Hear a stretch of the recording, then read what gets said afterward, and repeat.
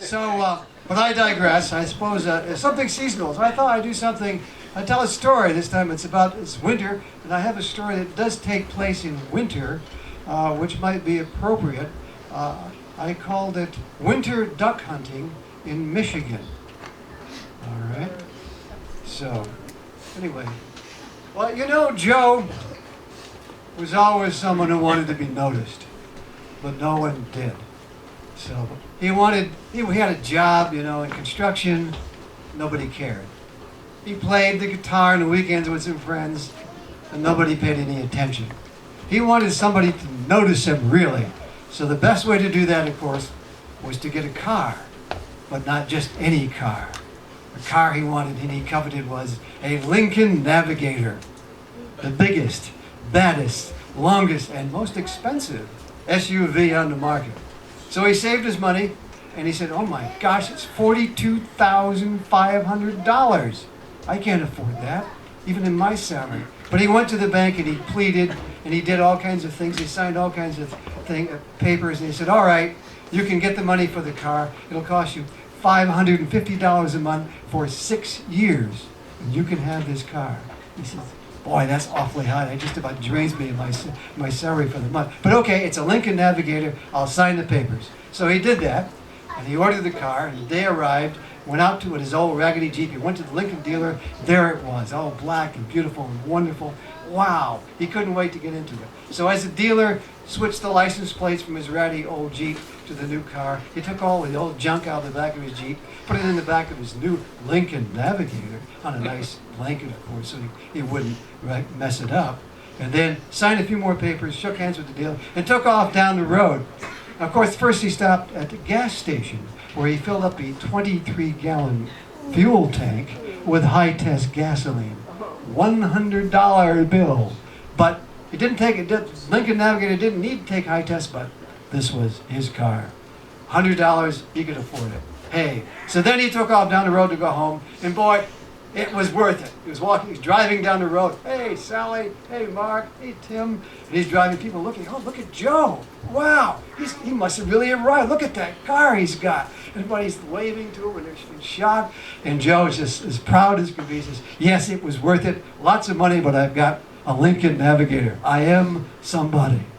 So he was so happy. He went back to his home, grabbed a shotgun and his dog, a couple shotguns and a dog, went across the street to his neighbor Al and said, Al, let's go duck hunting. I feel like going duck hunting today. And it's winter, so he got in the car and he drove down. He enjoys the heated leather seats, the walnut burl dash. Oh, boy, this is really great. They drive down to the lake, and they drive onto the lake. Oh, no. Don't forget, this is winter. This is Michigan. All the lakes are frozen to about a depth of 4 feet. Easily take the weight of a 2-ton automobile. So they drove out way out in the middle of the lake, get outside, look for ducks. And it's a clear, beautiful winter day, and there the ducks are, way up in the sky, but they're too far to be hit by a shotgun. What to do? Well, said Al, we can get an auger and drill down into the ice, and the water will come up, and then the ducks will see it, and they'll come down and take a look at real water. Yeah, but it's going to take so long, with 4 feet, and the auger, it's going to take hours to do that. What can we do? Joe says, I have an idea.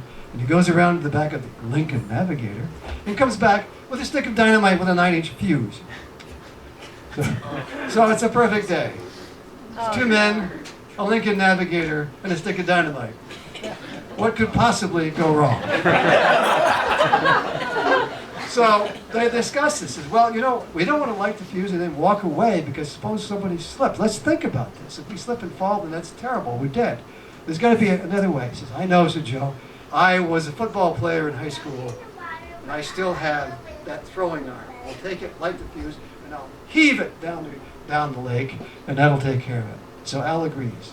So he lights the fuse, takes the throwing arm, and heaves a stick of dynamite through the air. Over and over. But while it's going through the air, I should go back and give you a piece of information which I neglected to tell you before. Remember when I said that Joe stopped by his house, get a couple of shotguns and his dog? I didn't tell you what kind of dog he had. Now you know what kind of dog he had. Yes. A Labrador Retriever. A dog which is good at retrieving ducks and sticks thrown by his master.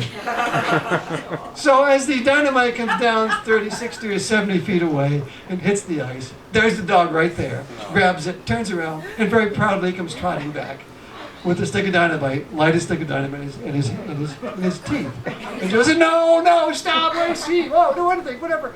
You know, the dog takes this as encouragement and starts going faster. What to do? Shoot the dog. Boom! Oh no. Well, you know, Joe's gun was loaded with number 18 buckshot, which will do a job on a 5-pound duck. A 78-pound dog, not so much. Oh, it'll slow him down and confuse him, which is what happened here, but it won't stop him. So the dog is kind of slowed down and confused, and he starts, well, maybe it was a mistake, and he starts up again, going towards closer, as the dynamite stick fuse gets shorter and shorter. So, and then, blam! Shoot him again. And the dog thinks, now my master's gone crazy. I've got to find a place to hide underneath something. So, what's the closest place? Yes. So he dives underneath the Lincoln Navigator, hitting his head on the tailpipe, which is still warm, lets out a yelp, drops the dynamite, and zooms off across the lake. 3, 2, 1. Kapow! A huge flash of light, smoke, lights up the air. The Lincoln Navigator wheels falls off. Hood, trunk, everything goes all over the place. The sound echoes and re-echoes against the mountains. The ice shakes underneath your face. You can smell the acrid smell of this cordite of the dynamite as the whole thing shakes, and a huge hole appears in the bottom in the ice. Well, then you say, well, what about? Well, Jim, what about the 23 gallons of high-test gasoline? Boom! And then, of course, the whole car lights up. Like it seems to float about 2 or 3 feet off what's left of it, 2 or 3 feet off the ice. And then slowly, what's left of the Lincoln Navigator slowly navigates itself to the bottom of the lake where it stays forever. So Joe and Al look at each other and say, what just happened here? Well, the dog will be okay. A couple hours in the vet's office under general anesthesia as the vet took out 23 buckshot pellets. He's fine. And Al is fine too, but he doesn't go see his friend Joe as much as he used to. Joe, not so much, ever since he got a letter from his insurance company. Said, dear sir, your request for reimbursement of the cost of your car destroyed through the illegal use of dynamite has been denied. So he drives a 94 Chevy now. I mean, that's all he can afford. I mean, he still owes $550 a month in car payments for 6 years on top of that. Sort of like the law of karma coming through here. So I guess that means that Joe will have to practice the guitar a little bit more than he did before. So that's duck hunting in Michigan in the winter.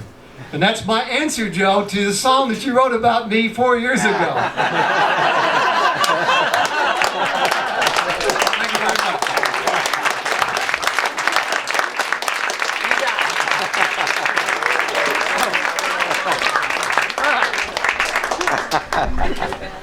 Oh.